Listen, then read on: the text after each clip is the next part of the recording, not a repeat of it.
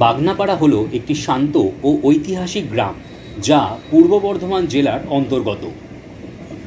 যমুনার পূর্বে অবস্থিত বাগনাপাড়া পশ্চিমবঙ্গের পূর্ব বর্ধমান জেলার একটি ঐতিহাসিক ও ধর্মীয় গুরুত্বপূর্ণ স্থান।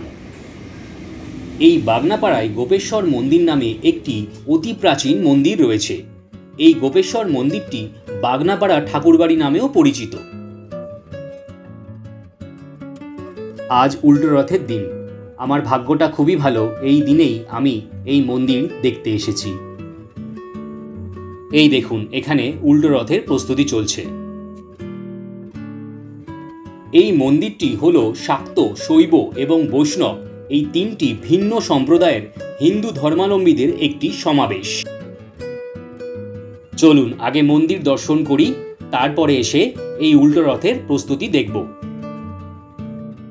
এটি বাগনাপাড়া অঞ্চলে অবস্থিত এবং স্থানীয় মানুষদের কাছে অত্যন্ত পবিত্র এবং শ্রদ্ধাস্থান হিসেবে পরিচিত।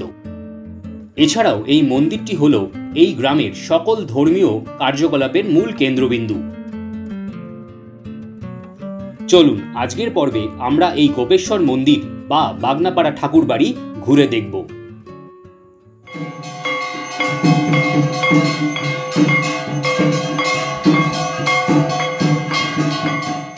বাগনাপাড়া অঞ্চলের এই গোপেশ্বর মন্দির মূলত ভগবান মহাদেবের প্রতি উৎসর্গীকৃত। চলুন মহাদেবের দর্শন করি। এখানকার মহাদেবের মূর্তি অতি প্রাচীন, যা বাংলায় পাল রাজবংশের সময় তৈরি বলে মনে করা হয়।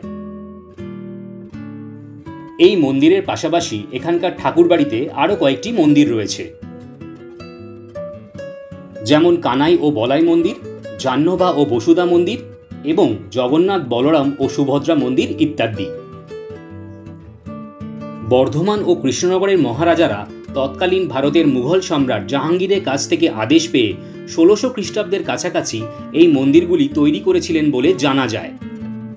পাশাপাশি এও জানা যায় শ্রী চৈতন্য মহাপ্রভুর দুঃসম্পর্কের আত্মীয় এবং অনুসারী ঠাকুর রামাই অর্থাৎ রামচন্দ্র গোস্বামী কানাই এবং বলাইয়ের মূর্তি নিয়ে শ্রী বৃন্দাবন থেকে নবদ্বীপ ধামে ফিরে আসার সময় এখানকার নদীর ধারে বিশ্রাম নিয়েছিলেন। সেই সময় এই জায়গাটি ছিল ঘন জঙ্গলে পরিপূর্ণ এবং এখানে বাঘ এবং অন্যান্য বন্য প্রাণীদের দেখা মিলত। বিশ্বাস করা হয় যে ঠাকুর রামাই গোস্বামী মূর্তিগুলি থেকে স্বপ্নে এই স্থানে বসতি স্থাপনের বার্তা পেয়েছিলেন। বাগনাপাড়া নামটি সম্ভবত ব্যাঘ্রনাদ পাট্টা থেকে এসেছে, যার অর্থ হল বাঘের গর্জনের এলাকা।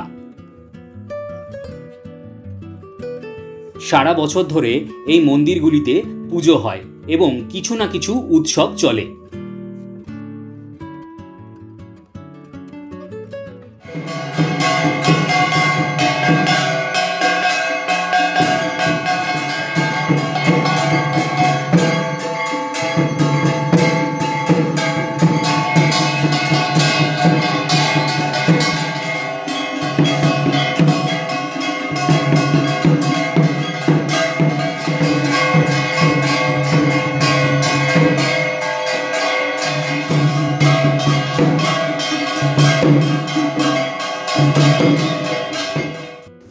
এই কানাই বলাই মন্দিরের একদিকে রয়েছে জাহ্নবা ও বসুধা মাতার মন্দির এবং তার অপর দিকে রয়েছে জগন্নাথ, বলরাম এবং সুভদ্রার মন্দির।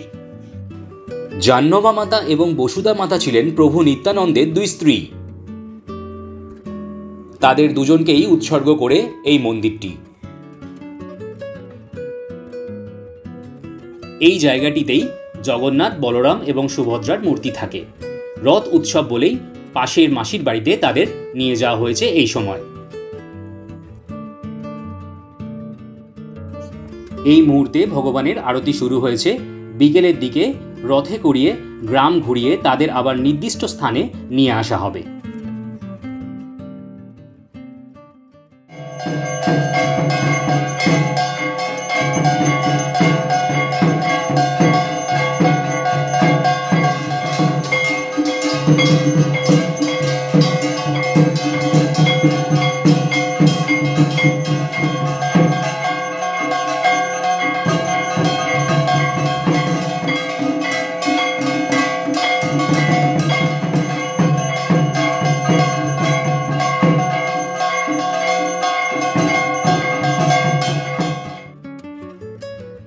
এই হলো এখানকার দুর্গা মন্দির। এখানকার জমিদার যারা ছিলেন প্রাচীন আমলে, তাদের সেই দুর্গা মন্দির। দুর্গা প্রতিমার কাজ শুরু হয়েছে, আপনারা দেখতে পাচ্ছেন। প্রতি বছর দুর্গাপুজোর সময় এখানে বেশ ধুমধামের সাথে দুর্গাপুজো পালন করা হয়। এটাই হচ্ছে এই ঠাকুরবাড়ির রন্ধনশালা। উৎসবের সময় এবং প্রতিদিন ঠাকুরকে যে ভোগ দেওয়া হয় তার রান্নাবান্না এখান থেকেই হয়। মন্দিরের পেছনে এই পথ দিয়ে হেঁটে গেলেই পড়বে যমুনা জলাশয়। চলুন একবার সেটাও দেখে আসি। এই হচ্ছে সেই যমুনা জলাশয় এবং এই ঘাটটি বল্লভ ঘাট নামে পরিচিত।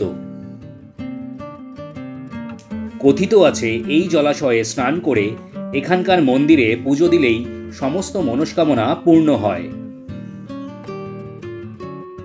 প্রতি বছর শ্রাবণ মাসে এখানে ভগবান মহাদেবের বড় পুজো হয়। সেই সময় দূর দূরান্ত থেকে বহু দর্শনার্থী এবং ভক্তরা এই মন্দিরে ভিড় জমান। এছাড়াও প্রতি বছর জানুয়ারি এবং ফেব্রুয়ারি মাসে ঠাকুর বাড়িতে বড় উৎসব হয়, যাকে মহোৎসব বলা হয়। এক সপ্তাহ ধরে চলে এই উৎসব। এই উৎসবের দিনগুলিতে বহু মানুষ এখানকার পবিত্র প্রসাদ গ্রহণ করেন।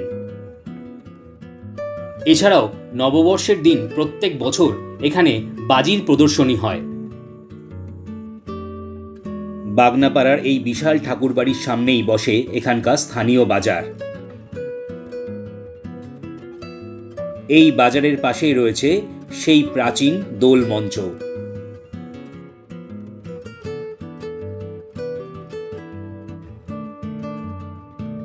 এইবার বলি আপনারা এই মন্দিরে পৌঁছাবেন কি করে।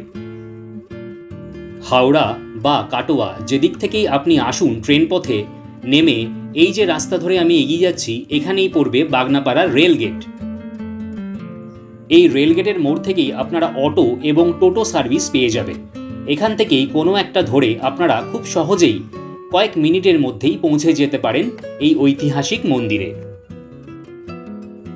আজকের পর্বটি আপনাদের কেমন লাগলো অবশ্যই কিন্তু কমেন্ট করে আমাকে জানাবেন।